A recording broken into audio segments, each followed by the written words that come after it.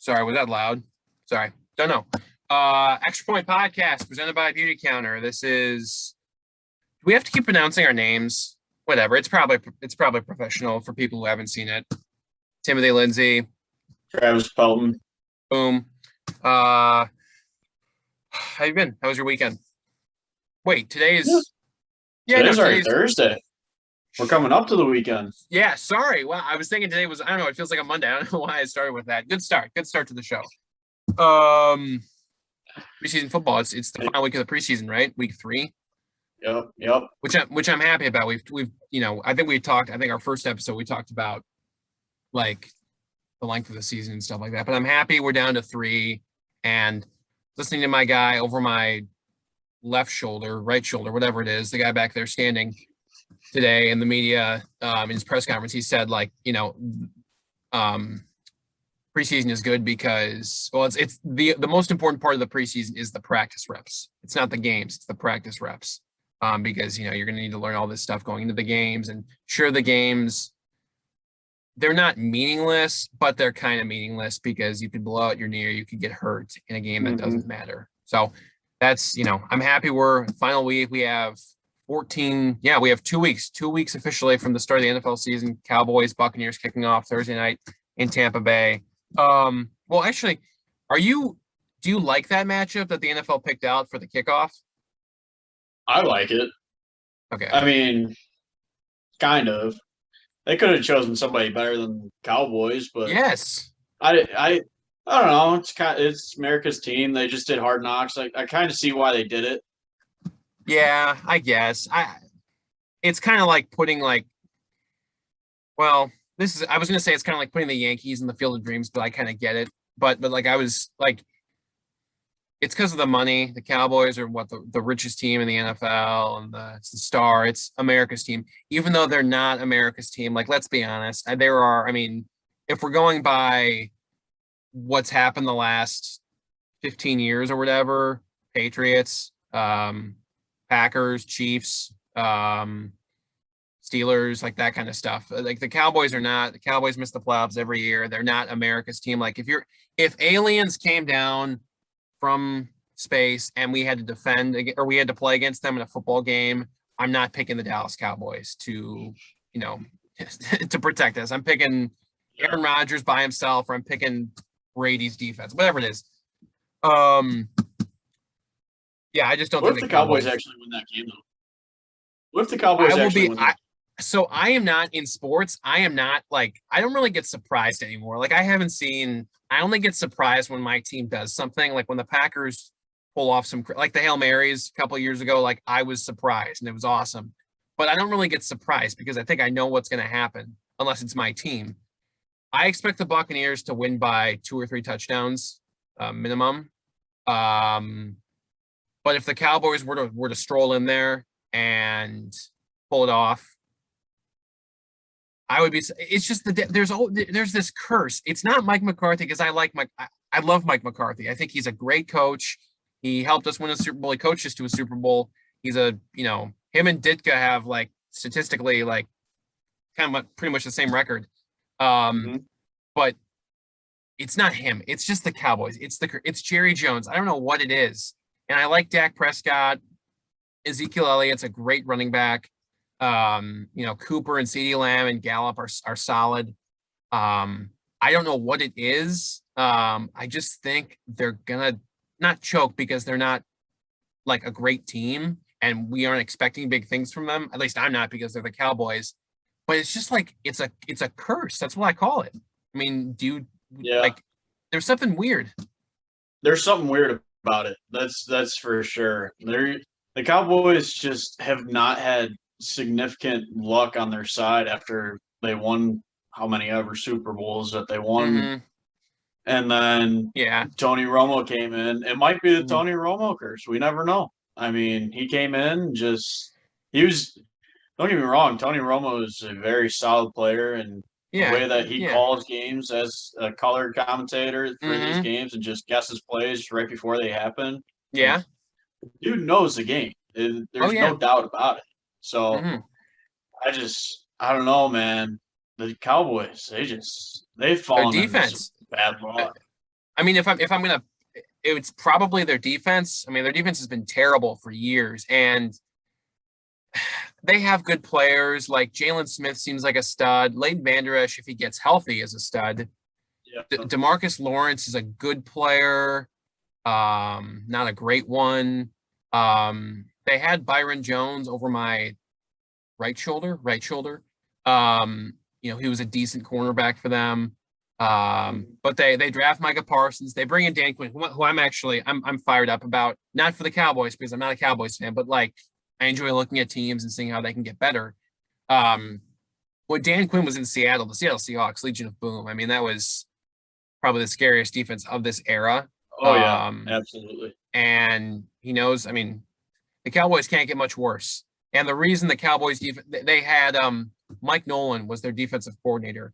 And the reason he was the defensive coordinator was because him and Mike McCarthy, it's a friendship thing. You know how that's how you make it through life and in job or in careers. You know, you build relationships and friendships. Mike Nolan was the head coach of the San Francisco 49ers in 2005. Mike McCarthy was the offensive coordinator in San Francisco. So they know each other and, they tried to make it work. Did not work. Yep. And so I think this is going to be a massive upgrade with Dan Quinn. And they should be better. The defense should be better. Dak Prescott's healthy. I just don't know, like, that whole division. It's a big, except for like Philly's going to finish last. I don't believe in Philly at all. I like Jalen Hurts. I think his attitude is great, but I didn't see enough of him last year to say like, okay, well, he can do stuff. I know he was a rookie. Their defense isn't that good. They're just not that good overall. It's just, and plus the front office isn't even that, like, they try to control everything that happens instead of letting, the players do their jobs and the coaches do their jobs. I think that's what ran Doug Peterson out of town. Yeah. Doug Peterson, like, was he there 4 years or something total? Something it was that. 4. It wasn't a lot. And this guy won them a Super Bowl. And you can say, Nick Foles. I love Nick Foles. I think he's a great story, and he's a champion. He's a champion. That is a fact. But like Nick Sirianni, I mean, that hire is a bit of a for a city for the city of Philadelphia. I mean, the press is gonna eat him alive. I mean, did you see on the Pat McAfee show? Like they've been like kind of Ty Schmidt's been like making fun of his voice or whatever. Like, it's not that, but like. He's a rookie head coach, and coming into a place. Well, he was the OC with the Colts. I mean, it's kind of like the Packers hiring Matt LaFleur, except the Packers had Aaron Rodgers, and LaFleur's offensive system worked. The Eagles do not have an Aaron Rodgers, nor do they have, I don't think, a system in place that of Nick Sirianni's that's going to make it work. I don't see it happening. I hope, again, he's a human being, so I hope he does well. But you make a great point about like the front office stepping in. Like the Eagles struggled because they weren't healthy. The offensive line struggled to get healthy. And the quarterback, Carson Wentz, it was weird last year. It was just weird. That's the only way to explain it. Like he was an MVP candidate before he went down, before their Super Bowl run. And they had everything rolling. And last year, I mean, they had some injuries. The defense was not great. Their DBs, I feel like, have not been fantastic over the years. No. Fletcher Cox is a standout defensive tackle. He's up there with Aaron Donald as one of the best in the game. Brandon Graham's been a solid veteran. They've had good pieces. Malcolm Jenkins was there before he went back to New Orleans. Like they've had good pieces. And they got hot with Nick Foles, but Nick Foles kind of he's not there to kind of save them, from this collapse. And you're looking at the team now, and it's not a good situation. So they're going to finish 4th in the East, I think. I think that should be America's, everyone in America should agree with that one. And then the Giants. They might be the biggest they might be the biggest question mark in the division because we don't know. I mean, if they put it all together, I mean, the key is Daniel Jones, clearly. If he puts it, Saquon's health. Yeah. if everyone's healthy, because I know Galladay has been out, Yep. but Saquon's back, and I think I just saw a quote from him today, being back at practice. He's not worried about his knees. It was the first time.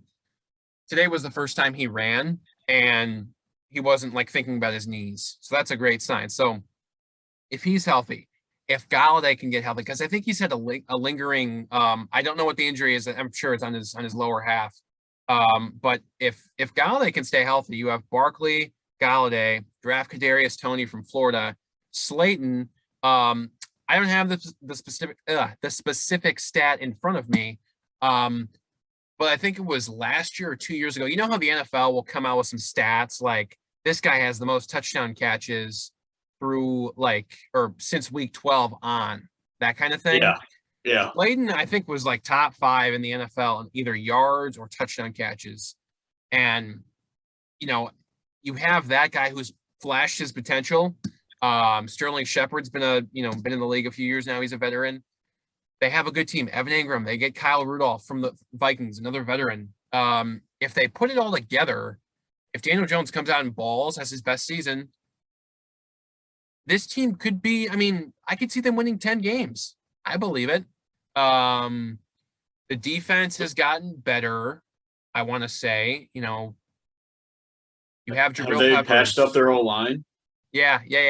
They have. I can't put my finger on who they signed or who they drafted on the offensive line because we do remember they signed somebody. I'm free going ball to look every it up. episode.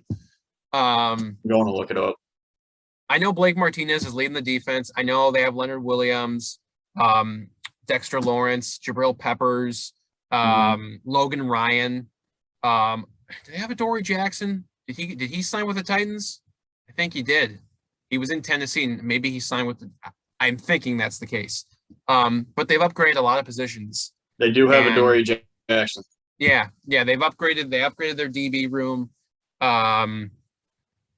They just traded for my guy Josh Jackson.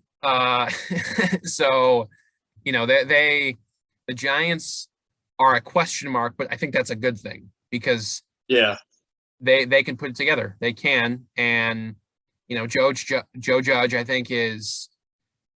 I don't want to say ruffled feathers, but I think people are kind of skeptical of, is he a good coach? Is he a bad coach? Do you want to play for him?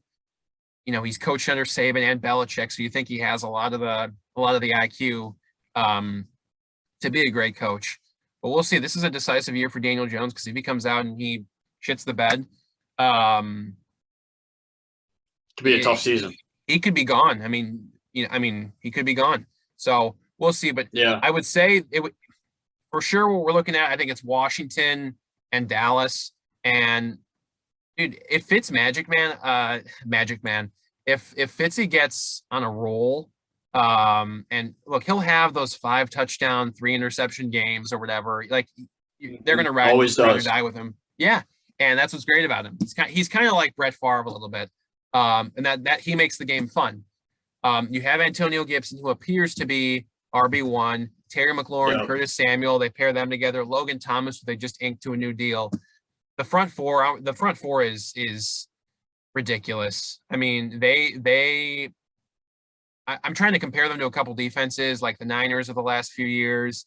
The Seahawks, Legion of Boom, like the front four I'm talking about. I mean, Chase Young, Deron Payne, Jonathan Allen, Montez Sweat, they're all young and they're all freaky good. If you block them, you should be okay. But yeah. How would you compare it to the Bears front four?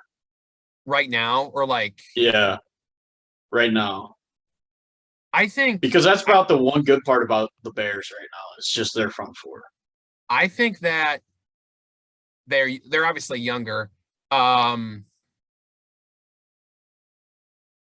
think they're better. I think they're a tad bit better because they're younger, they're quicker. Everyone's seen Khalil Mack play. Robert Quinn's been in the league for a while. Akeem Hicks is, they're all kind of in their 30s. The Bears have another defensive tackle I'm forgetting about. It's Robert Quinn, Khalil Mack, Akeem Hicks, Eddie Goldman. Was he considering retiring? Or nobody really knew what he was. Nobody really knew what he was doing because he's just such. like he just keeps to himself a lot. He's a Yeah. beast on the field, no doubt Hmm. about it. I mean, Yeah. he can take on double teams just as well as Akeem Hicks at times, Yeah. and No it one knew. nobody really knew. Like Hmm. Nagy didn't know until the first day they walked in. It's kind of like the situation with Rodgers, except for just on a very, very minute level because he's Yeah. not Aaron Rodgers. Hmm. So, Yep. Hmm. but I mean, having him back is huge for the defensive line for the Bears. Oh yeah. Yeah. I think that just the difference is the youth on the Washington football team Absolutely. front four. And I think Chase Young, I would say, hmm, how can I phrase this without, you know, my house getting egged later tonight? I think Chase Young right now, I know it's only 1 year. I know he's only going into his second year. I think I think he's better than Khalil Mack. I do. And I know people might disagree with me on that, and they might be looking over my shoulder and seeing the team behind me play, and they think, oh, well, that's why. I seeing Chase Young play, I mean, they called him at Ohio State, they called him the Predator because he looked like the Predator and he's just a beast. And he was a Heisman Trophy finalist. And his potential, do not have his statistics right in front of me. You know how many sacks he had last year? I'll look it up. We should change the name of our podcast to like something that involves The like free Googling ballers. stuff. Yeah, free ballers The or free Google ballers. search or something. Uh, But the reason I think I think he's better. I just think people know how to game plan for Khalil Mack. They don't know how to get obviously stopping him. It's kind of like Lamar Jackson. Like you know how to game plan for him. It's just can you stop him? And I've seen Khalil Mack toss guys with one arm, just over. I heard in camp with the Dolphins, former Adam Shaheen was it? Who was in Miami? Didn't he like throw him down with one arm or something crazy? Like Shaheen did not win. So Khalil Mack is still incredibly, he's still a freak of him. He's a freak. But I he think had Chase seven and a Young. half sacks. Oh, Chase Young did. Yep. How many did Khalil Mack have? Uh, Wasn't it not double digits? Like, wasn't it around 8 or something?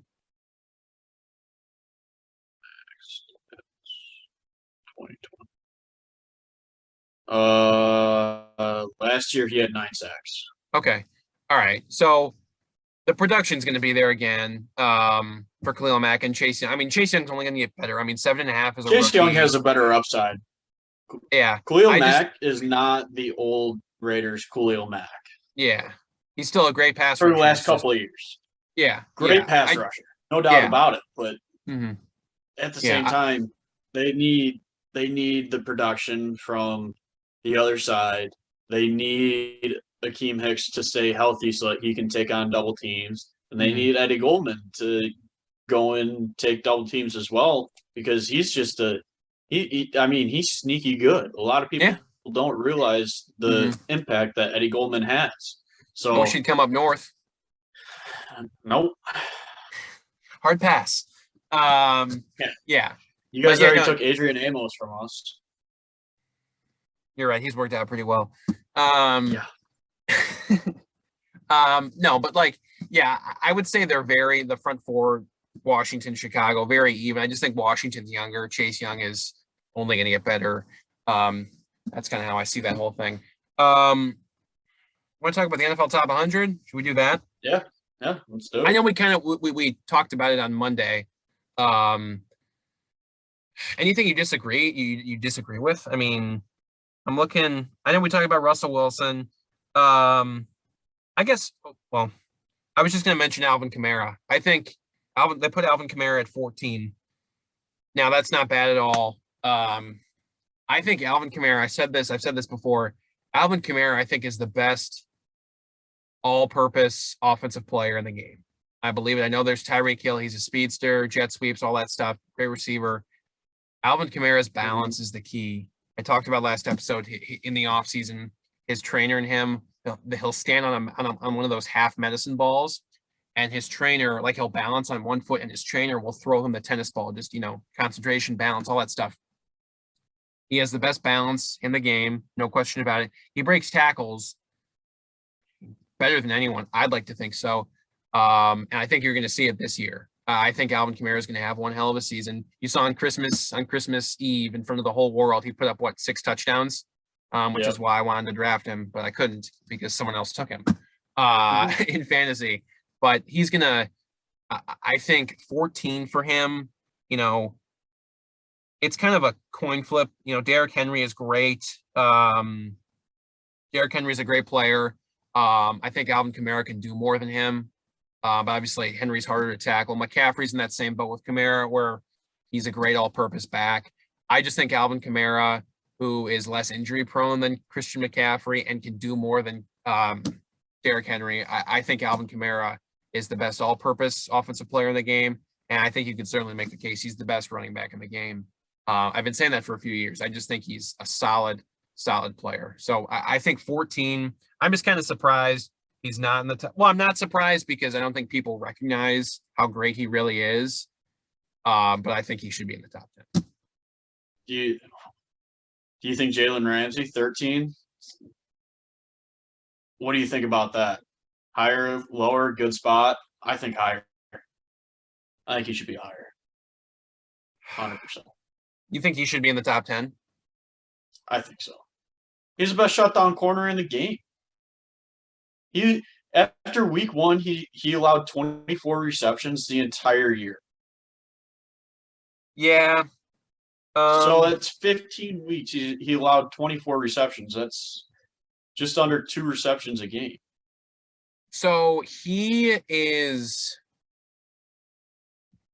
I really don't know. I think he's arguably the best cornerback in the game. I can't put him top 10 because the cornerback position, I can't put any cornerback top 10. Even Stefan Gilmore winning defensive player of the year. Well, number one, I think Stefan Gilmore is a good cornerback in a defense or on a defense that's coached by Bill Belichick.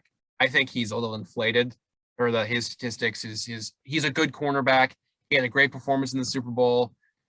Great cornerback, but I just don't. I think he's a little overrated. But Jalen Ramsey, I think it's like you can avoid number 1 cornerbacks. You can't, and that means they're great. Like you don't want to throw over there. Like Richard Sherman, Legion of Boom, no one wanted to throw over there because they know what he could do. That means they're great. But like, remember Jalen Ramsey talking shit to Devontae Adams? They were both exchanging words before the divisional round in the playoffs. Mm-hmm. Ramsey said some stuff, and then Devontae Adams, I think he ended up with 7 catches for maybe 80 something yards and a touchdown. So like not a crazy game, but a very good game. Like, but the reason he went off, I mean, Jalen Ramsey couldn't cover him, but at the same time, there were some times when they avoided him. Like he didn't have the option to cover him. So I think I wouldn't put him top 10 because like, I don't want to say you can avoid him because that means he's great and that you could put him in the top 10 because he's so good. He is good. But I just think that Jalen Ramsey, I just don't think a cornerback can be put in the top 10. I don't think. 10. I'm not saying put him at 1. I'm just saying 10. I just don't think you can put the cornerback at top because the cornerback is the toughest. I think it's the toughest position to play in football because you have no idea where the receiver's going. You don't. You have to follow them wherever they go. You have no idea where they're going to go. That's difficult. I give Jalen Ramsey credit for being one of the best in the game, but you can't put him there because I just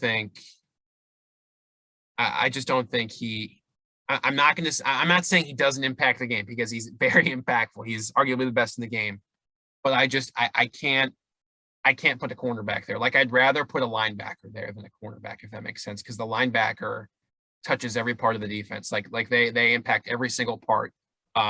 Secondary, front four, they're the captain. Jalen Ramsey plays one position and stays on one receiver. Like he doesn't stay on Aaron Jones. So if they give the ball to Aaron Jones and he goes the distance, Jalen Ramsey had no effect there. Like you can't.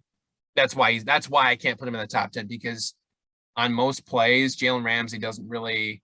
Okay, yeah, every player affects the play because they're going to cover. Like if he's covering Devontae Adams, okay, fine. Aaron will find Allen Lazard who's open. Like he did his job on that play, but at the same time, the Green Bay Packers still got 10 yards. if that makes sense. Like Yep. he can do his job, but that might not help the team, or it might not like stop the opposing team. So that was a long explanation. It was a mouthful, but that's why I don't have a cornerback in the top 10. What do you think about McCaffrey all the way down at 44? I agree. I think But then that they put Deshaun Watson at 18. yeah, I would say with McCaffrey thing, injuries are a bit of a factor. I think he's a great player when he's healthy, but that's the key, when he's healthy. So I agree with them putting him at 44. Deshaun Watson at 18, wrong with on the field stuff. And again, I'm not going to speculate on what happened off the field because I'm not going to speculate on what happened or anything like that. Yeah. It's just, but he's not going to play this year. Yeah. He's just not going to play this year. Like I think because there's been nothing official. Like they haven't put him on the NFL. What's the list? NFL's exempt list. Like they didn't put him on that. He's been showing up at the facility. List, yeah. He's been practicing. Coach David Culley, right? That's his name in Houston.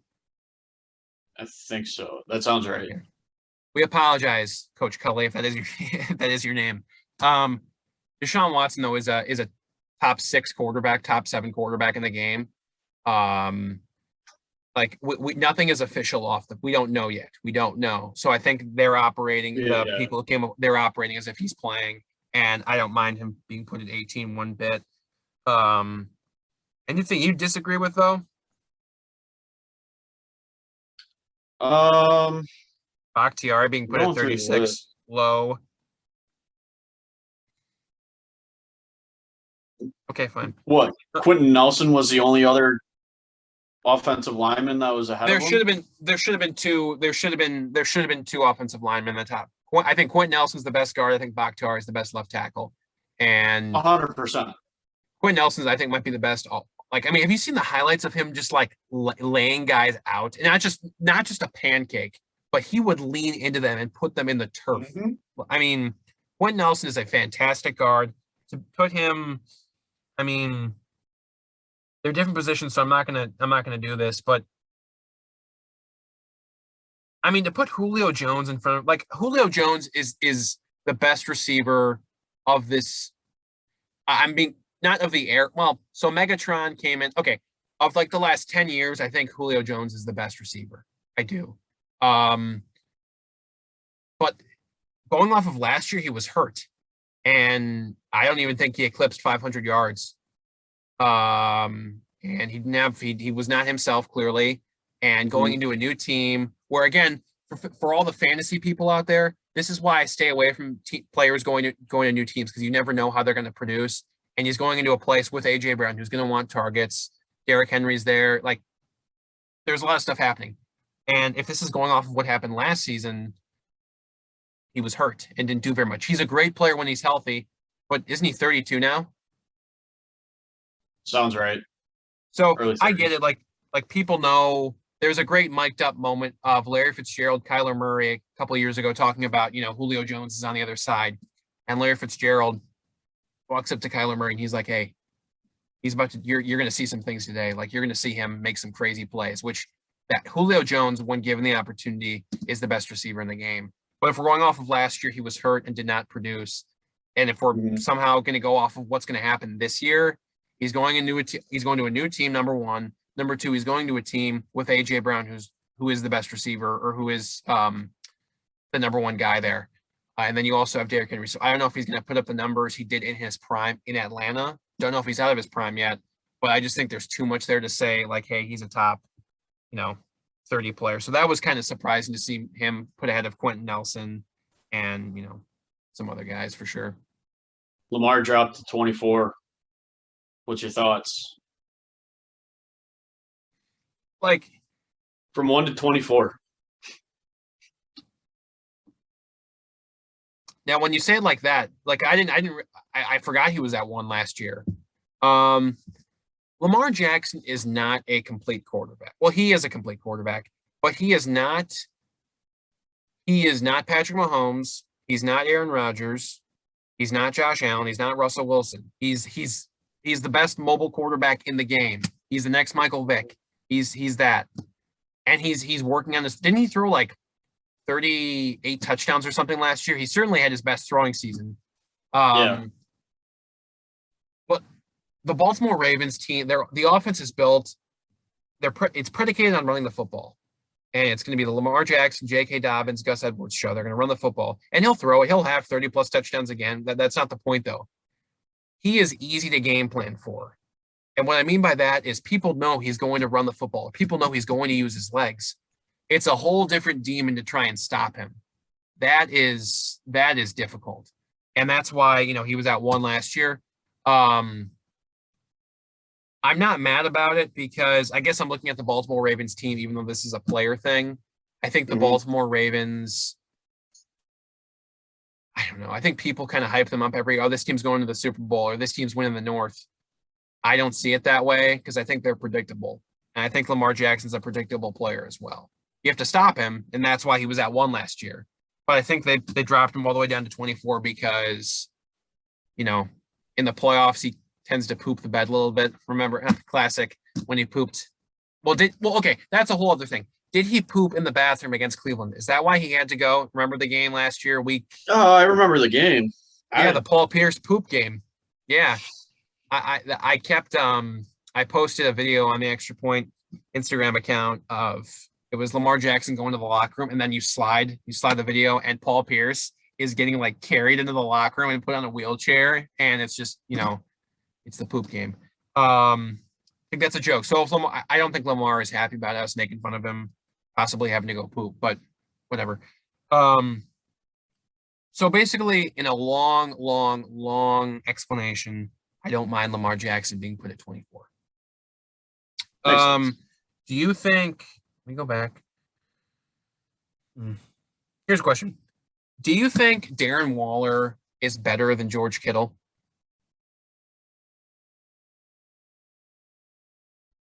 Not yet. Okay. Would you take Waller over Kittle in fantasy?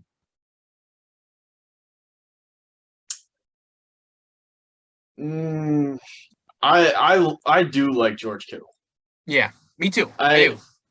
It's one of those situations where like they're 1A, 1B. Well, 2A, 2B because I go Kelsey 1. Yeah.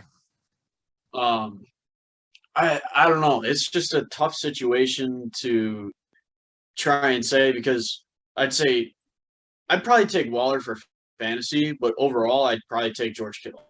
Yeah. Foot cramp. Sorry, I'm sitting crisscross applesauce in the closet, and my foot is starting to cramp up. Sorry to interrupt. No, I think you make a great point. I think they're 1A, 1B. I think Kittle is more complete. Like he's a great run blocker. You've seen all the highlights of him, mauling dudes. And the Raiders have. I'm not going to say they have no one because they have like Hunter Renfrow, Henry Ruggs, Josh Jacobs in the backfield. So they have guys. But I think Waller's the number one option. I think he's the number one option. Yeah. And in San Francisco, I think Kittle is also the number one option. But they run the ball a lot. They're a running offense. That's what they do. And also take account into the quarterbacks. Like I think Derek Carr is a better quarterback than Jimmy Garoppolo. It's close. I think it's not like obvious, but I think Derek Carr is a better quarterback than Jimmy Garoppolo. I think that should be true. That should be a fact. But I think that you have a good explanation for sure. I think they're 1A, 1B, very close. You can't go wrong with either or if you're drafting in fantasy. No. Not whatsoever. Would you be surprised for when the top 10 comes out if Mahomes was 1 and Rodgers was after Mahomes? I've been thinking about that. After coming off an MVP season? To say that I would not be livid would probably be an understatement. Or to say that I would be livid would be an understatement. This dude just had a 48 touchdown, 5 interception season, over 50 total touchdowns. He's the MVP for the 3rd time. Aaron Rodgers, I've said this to you on multiple occasions, and I think it's justified. Aaron Rodgers is the greatest quarterback of all time. We can talk about this later when we make have a little exercise for us of our all-time great team. But look at what the man does with the football. I'm going to move here. Look at this picture. You see what this is? This is Aaron Rodgers watching Jared Cook catch. Great catch by Jared Cook, by the way. Just a seed, not even setting his feet in the NFC divisional round in 2016 or 17, whatever, against the Cowboys in front of all of America. Aaron Rodgers did that. Aaron Rodgers is the guy who's made all the Hail Marys. Aaron Rodgers is the guy against the Arizona Cardinals, was literally falling away and throwing the touchdown pass. Great catch by Jeff Janis, kudos to Jeff Janis. Aaron Rodgers does things that mere mortals can only dream of doing. Tom Brady cannot do what Aaron Rodgers can do. Patrick Mahomes can do what Aaron Rodgers can do, but like we've yet to see him do it. And what I mean by that is, okay, of course we've seen Mahomes' arm talent. There's no question it's there. But like put him in a moment like Aaron Rodgers had to do right here in the background behind me. Like in a moment where he has to make the play.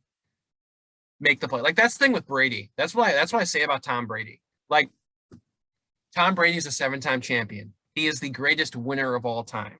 I'm not disputing Tom Brady as a winner. I am disputing Tom Brady as a playmaker. I think Tom Brady always puts up good stats. He always, great at checking the ball down, great at finding Gronk in clutch moments, finding, in New England, Amendola, Randy Moss, Wes Welker, good guys, great players. But in a moment like this, like say this was Tom Brady against the Cowboys, and it was 3rd and 22 with 12 seconds left. Mm-hmm. Tom Brady would not have been able to make this throw. I wholeheartedly believe that. Same thing against Arizona in the Super Bowl, or all the Hail Marys. Tom Brady has a cannon. I don't dispute that. But I have not seen Tom Brady make a play like this ever. And he's a 7-time champion. I get it. I get he's a winner. You can't question greatness. Tom Brady is a fantastic winner, the greatest of all time winner, that is. This has turned into an Aaron Rodgers greatest of all time debate, but this is the guy with the 2 highest passer rating seasons of all time. One came last year, best touchdown interception ratio ever. He's going to throw his 500th touchdown pass before his 100th interception. I don't think people realize that's a 5-to-1 touchdown interception ratio. I know you get it. You're a sports nut, like you get it. I don't think people realize how great that is. They get distracted by the whole, he only has 1 Super Bowl thing. Give him Tom Brady's defense. Give him Tom Brady's defense one time, or give him one. Even if it was the last time of his career, last season of his career, give him a Legion of Boom defense or the Niners defense from a few years ago. Just give him that. He's only had 2 top 10 defenses ever. One of them, he won the Super Bowl. In his career, the defense allows 36 points per game on average in the postseason. You can't expect to win in the postseason with a poor defense like that. And I don't want to hear the statistics, or I don't want to hear that people say, he has as many NFC championship, wins as Rex Grossman. I know you're a Bears fan. Rex Grossman, I'm sure, is a beloved figure, or whatever.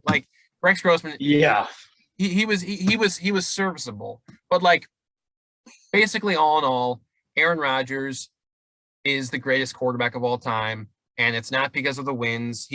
I think he's top 15 in winning percent. He's 67, 68%, a solid winner, or whatever. But it's the plays. It's the plays that Aaron Rodgers makes. No other quarterback has done what he has done in terms of the plays that he has made. He has the statistics to back it up. And okay, and my last point before I shut up, Tom Brady, he'll have the career records, the most touchdown passes, the most yards, that kind of stuff, because he's so old. But look at Aaron Rodgers, the statistics, the season by season statistics, the averages. Again, I mentioned the 2 highest passer rating seasons ever, the best touchdown interception ratio ever. He has the most 40-plus touchdown seasons, or 35-plus, whatever. He has the most 35-plus touchdown seasons or whatever of all time. He has not had a double-digit interception season since 2010, the year they won the Super Bowl. So maybe he should throw more interceptions. No, I'm kidding. But that's just Aaron Rodgers, man. You watch it, I don't know if you saw it today. He dropped a ball in the net out of the sky, from 40 yards or 50 yards away. He does that regularly. Aaron Rodgers should be number 1 after last season, and players, I think, should realize that he should be that. Again, he's the greatest quarterback of all time in my eyes. That will not change. With that said, after that tirade, your turn. You speak. Do you agree with me? No, I know you. I know. I mean, Yeah. he's coming off an MVP season. Whatever the MVP is, I mean, it's got to be number one. How can you go against that? I mean, MVP, most valuable player, is the number one player in the league. You just can't go against it. The only player I will say that should be over him, if there is a player, it's Devontae Adams. No, I'm kidding. Not Devontae. Devontae should be, I think, a top. I think he's the best receiver in the game. But I think that if there is a player that should be above him, it's Aaron Donald. I think Aaron Donald's the best defensive player I've seen since. I don't know. I mean, I've only been alive for 21 years. He's the best defensive player I've seen. He beats double teams all the time. And it's not like he's not like terribly tall. He's just like, have you seen those pictures of him in the gym? Like he's been reading the Swoley Bible. Let's be honest. Yeah. He's huge. I mean, like I can't even describe it to you. Like for me saying, oh, he's a great player, like that does not do him justice. What Aaron Donald does to offensive lines, what he does to guards, centers, everyone, double teams. He wrecks everything. He bear hugs Russell Wilson every single season. I could see Aaron Donald being there, but if Aaron Rodgers is like beat out by Tom Brady, the guy who threw three picks in the NFC Championship game and almost choked, I know Tom Brady is 7 whatever, and I talked about that, but I think Aaron Rodgers should be number one, and if he's not, this isn't. I mean, I think these are the players voting on it, so you should by now know that Aaron Rodgers, what he does.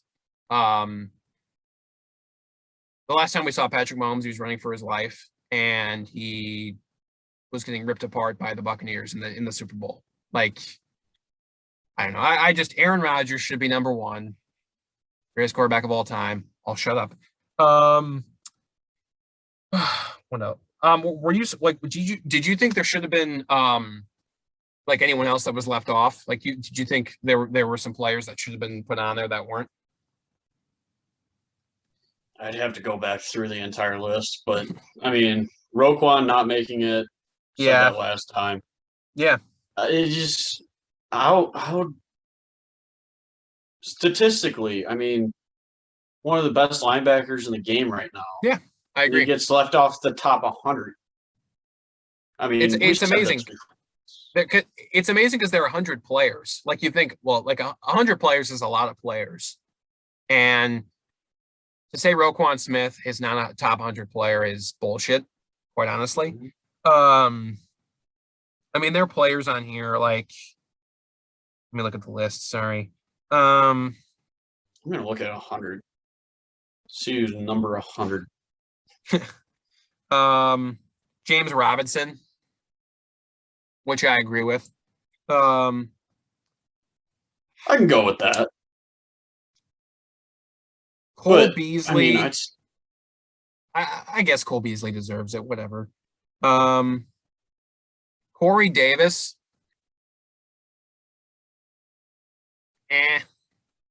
I'll take Roquan over Corey Davis. I think a lot of this list, I think they're banking on what these people are going to do this year. Obviously, like that's why they call it the list of 2021. Like I get it, they're banking on what these guys are going to do. Corey Davis, he has not underperformed, but let's just say he's been in the league 4 or 5 years now. And I know the Pro Bowl is a celebrity thing, but he has not gotten any kind of accolades. I know he's a great, and I know it's not just about the awards and all that stuff. I get it, but like, it took him a while to get going. He's arrived, and he got the big payday from the Jets. But I think going to a team with a young quarterback, I don't know. And I don't know if Corey Davis, I don't think about him being a top receiver. I think he's a great dude, and he's I think he's a great guy, and he does work his tail off. I don't think the production is there though yet. If he's, I'm fine with calling him a top 100 player. I just don't think I think Roquan is obviously more deserving, and there are more players. It's not just him. Allen Robinson just sucks. I'm just kidding. I think, dude, he's one of the most underrated wide receivers in the league. He is. He is. He's 100 just catches. been shafted because he's had 0 quarterbacks. That's what I say. That's what I say about Larry Fitz. That's what I say about Larry Fitz, like being one of the greatest ever. Like, think about the quarterbacks he's had. Like, that's a big metric too. Like, what quarterbacks have you used, or like who have been with you? So yeah, I mean, he's just look in at his Jacksonville, numbers. and even in Jacksonville. I mean, Yeah. um, The dude is great, but just doesn't have somebody to consistently get him the ball. yeah, 100%. Um, yeah, I think you could certainly make the case for him. I was bummed Bobby Tonyan didn't make it, but that's okay. I figured he wouldn't make it. Thanks. That means a lot. I'm not saying he's a bad player. I just figured he wouldn't make I know. top 100. Yeah, it's tough for I know fantasy is different, but like it's tough for guys like Tunyon to get put up in the the highest of highs with like the good tight ends, and I get it. Anyone else? Brandon Graham. I don't know. It's so subjective. I think Roquan Smith should be a top 100 player. I think that much should be true. How much time? Well, actually, I think we have like 13 or 14 minutes.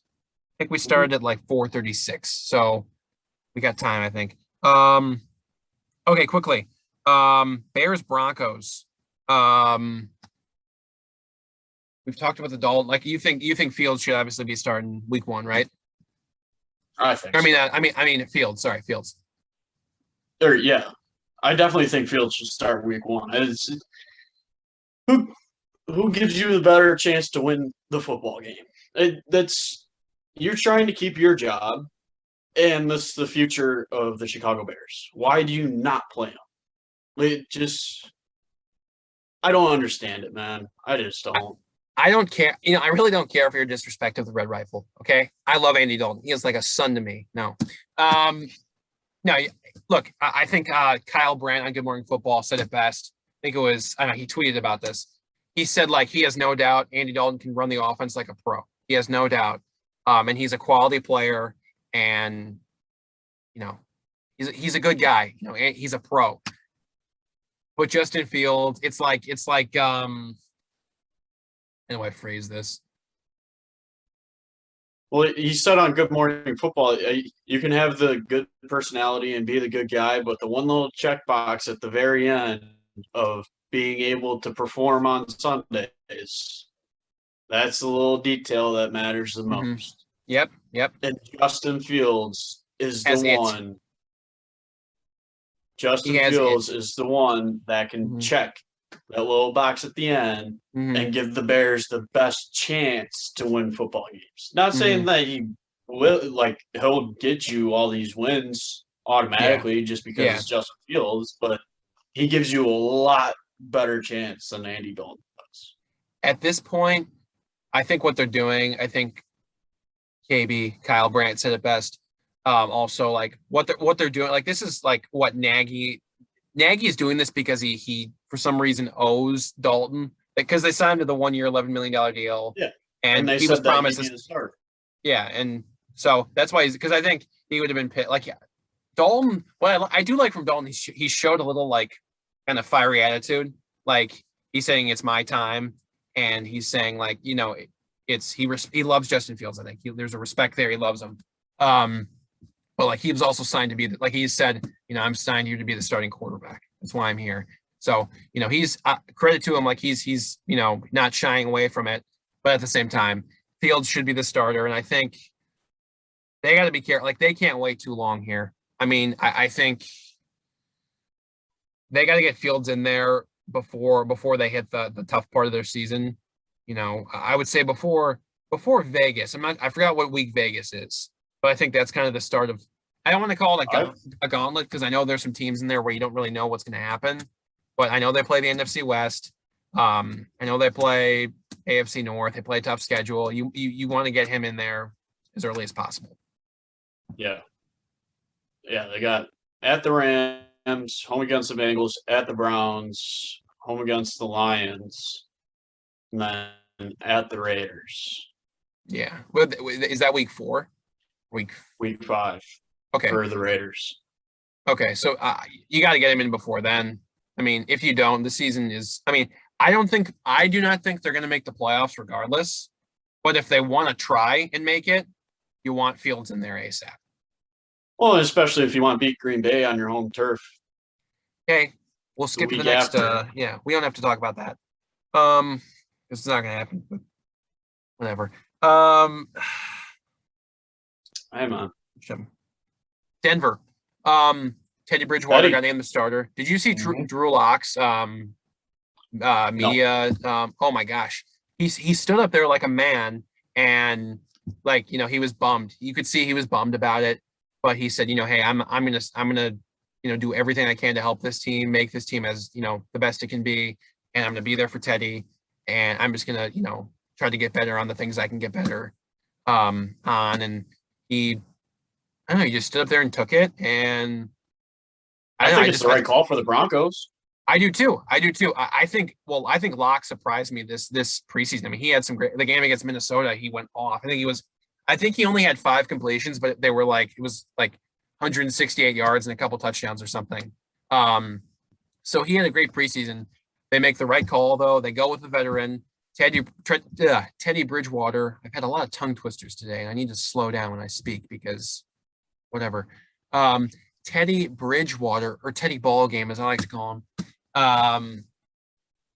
He's a guy who's made the Pro Bowl. Again, the Pro Bowl is a celebrity contest now, but still, to make it is saying something. He made it in in the second year with Minnesota. He got hurt, and then he came back all the way from that, went undefeated as the backup with the Saints, went into a bad situation, with Carolina, I think, and had a decent season. I know he threw a lot of picks, but I think he had a decent year. And now you get a veteran quarterback who's won in this league, who's proven that he can play well and has played well. You have studs: Cortland Sutton, KJ Hamler, Jerry Jeudy, Noah Fant, Melvin Gordon, Javonte Williams. On defense, with Vic Fangio running the show, with Von Miller back, Bradley Chubb, Justin Simmons. I'm probably forgetting some guys. So this team can. I believe they can push for a wild card. I really believe they could sneak in there. And Teddy Two Gloves running the show, going to be solid. He's not Mahomes. He's not going to wow you, I guess, but he's a veteran. He's a steady veteran. He'll make plays for you. He has the playmakers. Just pitch it to Melvin Gordon or hit Jerry Jeudy on a slant and let him go the distance. Like they're gonna be, Denver's gonna be in there. Like they're gonna be better than last year. I think they were 6-10 last year. Something like that. Yeah. Like they're gonna be better. They're gonna win the Super Bowl. No, they will be in playoff contention for sure by week 13 or 14. I believe that. I think it'll be close. But they'll be in it for sure. Yeah. Yeah. You can say something? Sorry. No, they're going to be sleepers. I mean, nothing more to it. Nothing more, nothing less. It's either they're going to come and ball out or they're just going to erode into the ground. I mean, there's just we'll have to find out. I remember the days when, there was talk of Aaron Rodgers becoming the Denver Broncos quarterback. I remember on draft night, Mark Schlereth got on the radio in Denver and said that there was a deal in place for Aaron Rodgers to come to the Denver Broncos. How's that working out for you, Mark? Anyway, I wish my last. But it's all right. The last topic. So this is we have about 5 minutes, whatever. All-time team. So, do you want me to go first? Show you how this is done.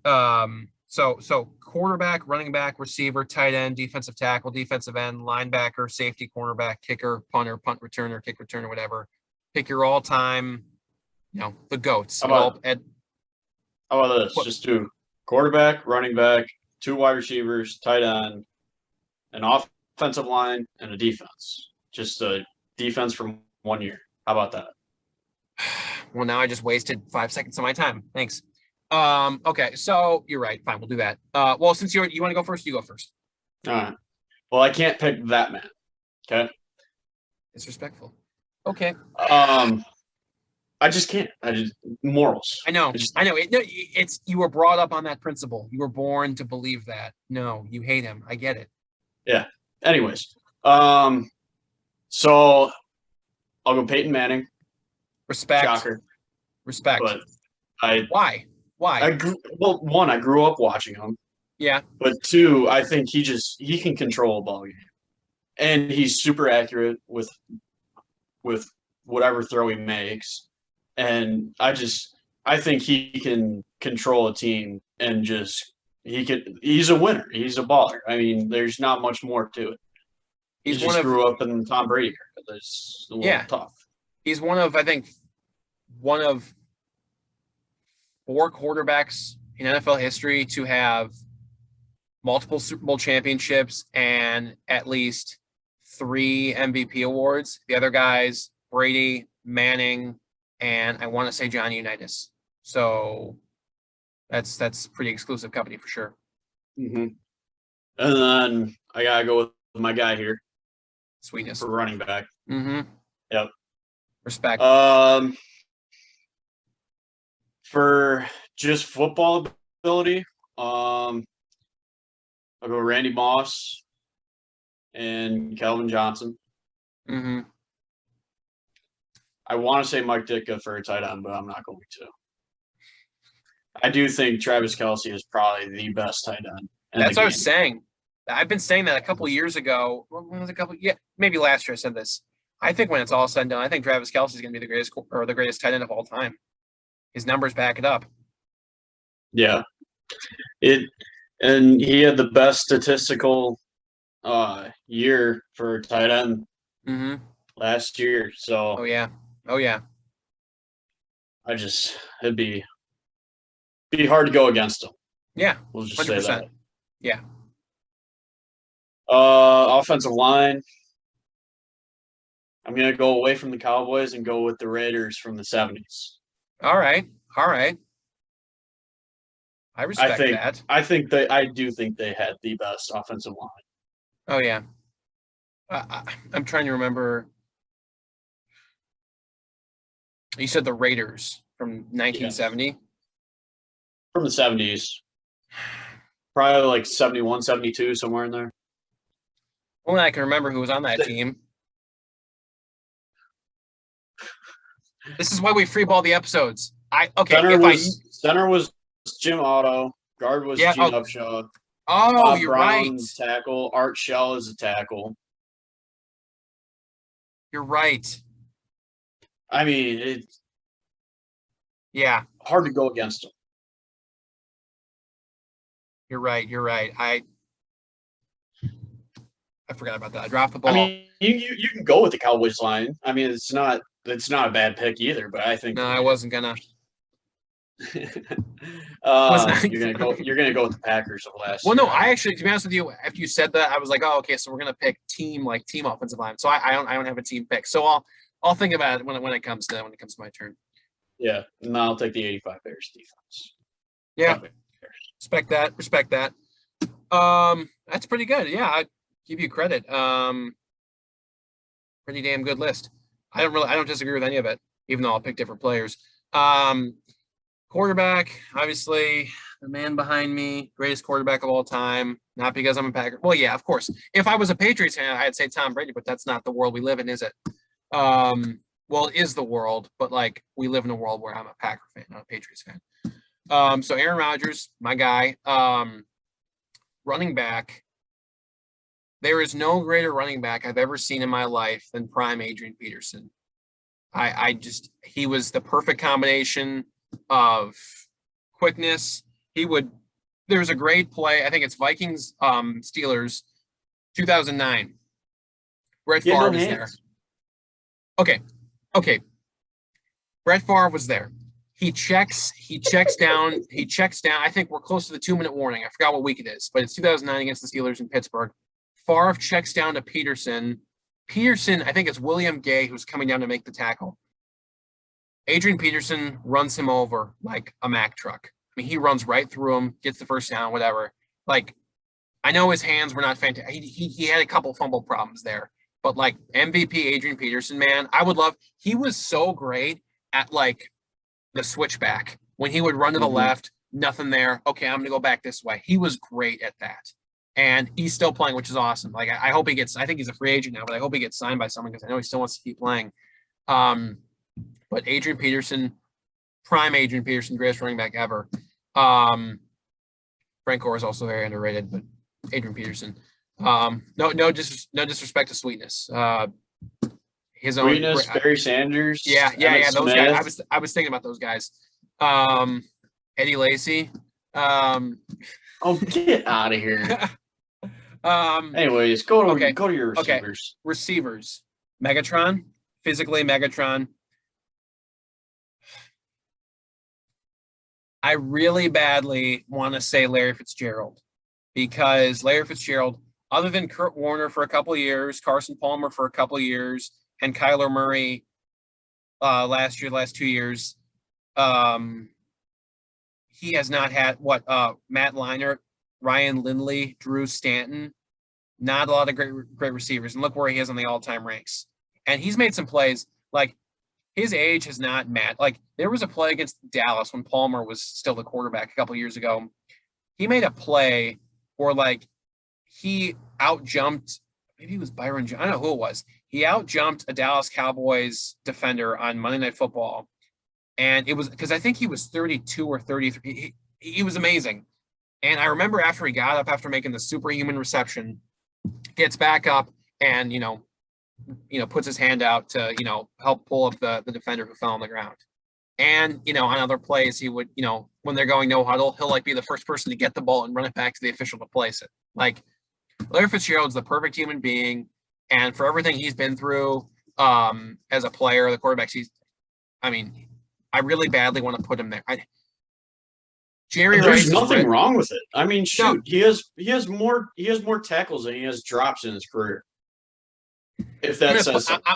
I'm putting him there. I'm going to put him there. I know Jerry Rice has the greatest resume of all time. Not disputing that either. Larry Fitzgerald. Yeah. Jerry Rice, he had Joe Montana. He had Steve Young. Let's not forget that. And he had Bill Walsh. Great coach. Larry Fitzgerald, been through a lot of quarterbacks.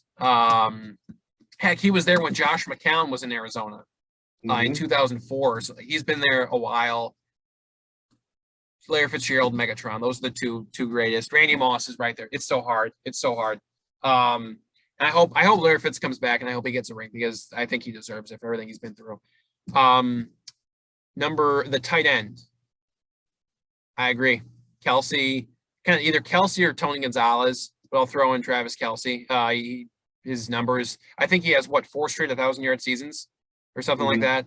Something like that, yeah. I mean, if he keeps producing, I think he's 31 or 32. If he keeps producing, I know he's getting older, but if he keeps producing, man, I mean, get out the way.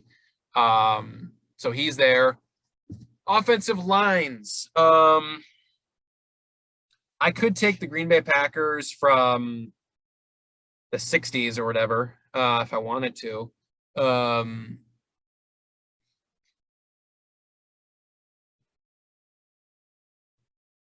To be honest with you, I was kind of preparing to pick out random offensive linemen, but I'll just pick the Green Bay Packers of the 1960s just because I can. But that's why I'm not great with memorizing the 1980s Minnesota Vikings offensive line. I'm not the best at that. So I'm just gonna stick with the 60s Packers, be a homer because that's who I am. It's a solid line. You can't go too far against it. I'm trying to think. Forrest Gregg, I believe, was on that team. Jerry Kramer. They had a very solid team. I remember that. That whole Bart Starr, Vince Lombardi lineup was loaded. And then defense. You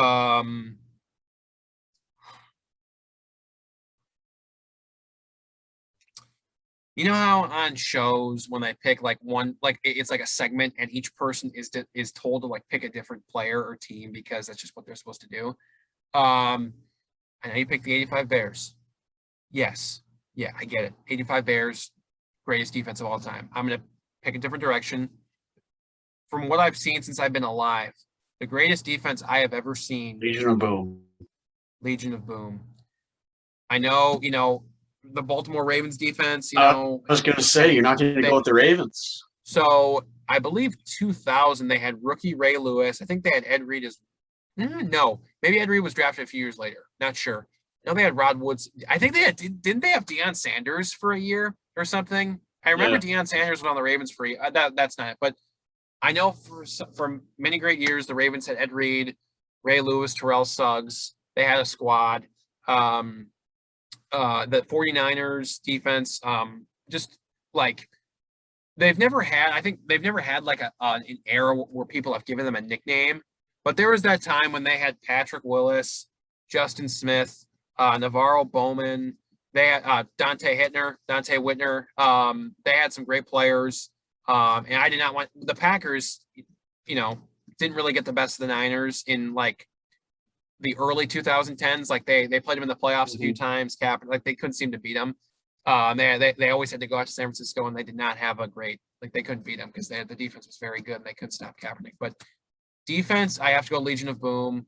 No one wanted to go play in Seattle. I did not want to see my team have to go out to play Seattle just because Cam Chancellor, Richard Sherman, Earl Thomas, Michael Bennett, Bobby Wagner, KJ Wright, Cliff Averill, that was a very, very frightful sight. And, the Packers got robbed many times.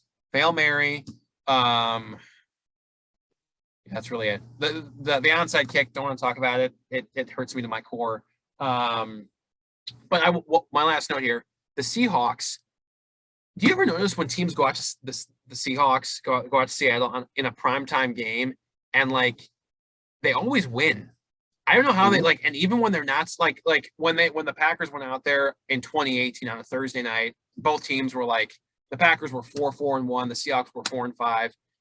The Packers, it felt like they were dominating the start. Like, they cashed in on an early fumble. Aaron Rodgers had that crazy like rocket touchdown to Tunyon. I think it's the first of his career.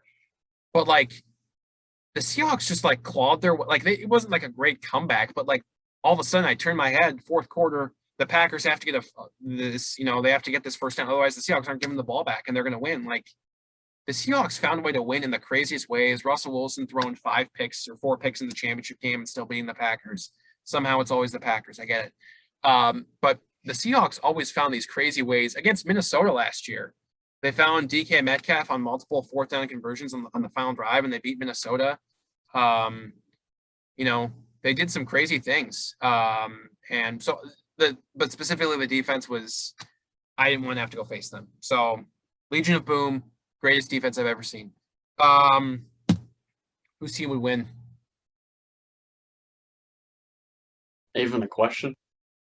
I know my team. It's exactly what I was thinking. Yeah, right. All right. We're pretty much past our time here. I will ask you one question. I saw this on Instagram today. I saw this guy calling a shot while he was playing cornhole, like the amateur cornhole championships or whatever. Bags? Yeah. Well, they call it cornhole. I know I call it bags. They call it cornhole though. Do you think they should come out with a Will Ferrell Bags game or a Bags movie? Could you imagine, like him and John C. Reilly? Having a few cocktails, tossing some bags, making fun of each other. Like talking shit to each other while they're throwing the bags? That'd be funny, but like, I don't know. It'd be kind of hard to make a Bags movie. Yeah, I mean, it can't be as hard as them doing NASCAR or whatever, in Talladega Nights. And like, yeah. I'm not calling. Hey, for those out there, I'm not calling figure skating dumb. I'm not calling NASCAR dumb. They've done these movies where like they did basketball. Like they've done these movies with these like odd sports like figure skating or not basketball or NASCAR. Like Will Ferrell's done it and they've had fun doing it and it's hilarious. Do it. I mean, cornhole takes some athletic ability. I mean, I would think it's hilarious. Get Adam McKay, I believe his name is, the director. They did Step Brothers, the other guys. Get him, John C. Reilly, Sacha Baron Cohen. Get them all on cornhole. It's going to be great. They should do it. Anyway, I'm going to eat pork shoulder ribs. That's what they're called. But the term is called pork shoulder. Would you say you're having burgers? Mm-hmm. Are you cooking it yourself? Mm-hmm. Are they tailgate burgers, or do you put the cheese on? Oh, okay. I make my own burgers. Next time you go to Wisconsin, go to a Sendik's. All right. Okay. And by the way, for those that don't know, Sendik's is the best grocery store out there. Go to Sendik's and get tailgate burgers. I'm sure maybe they have them at your store too. Not sure. I don't really go to the store that often, but cheddar inside when they just put the cheese inside the burger before they make it and then you grill it, unbelievable. It's also flatter too, which it's not like you have to open your mouth, the absolute widest possible length you can to get the burger inside your mouth. Get the tailgate burger, all right? Don't make your own patties. Do you make your own patties? Yeah. Okay. What's wrong with making your own patties? You can season them very well. Sure. Okay, it's telling me my iCloud account settings are out of date on my computer here. I have no idea what that means. But anyway, I'm gonna hit the hay. I'm not going to bed. I'm gonna go hit the kitchen and go eat myself some pork shoulder. But we'll talk on Monday. I can't believe it's already Thursday. Yeah, Monday or Tuesday, whatever. Have a good weekend, and you as well, my guy. Yeah, brother. I still haven't worked out an ending, like a catchphrase, whatever. We don't have to have it. We'll just hang up, and it's like a telephone call. All right, brother. We'll talk. And all right. Real good morning. Real good morning. I guess that things can only get better from here, but sometimes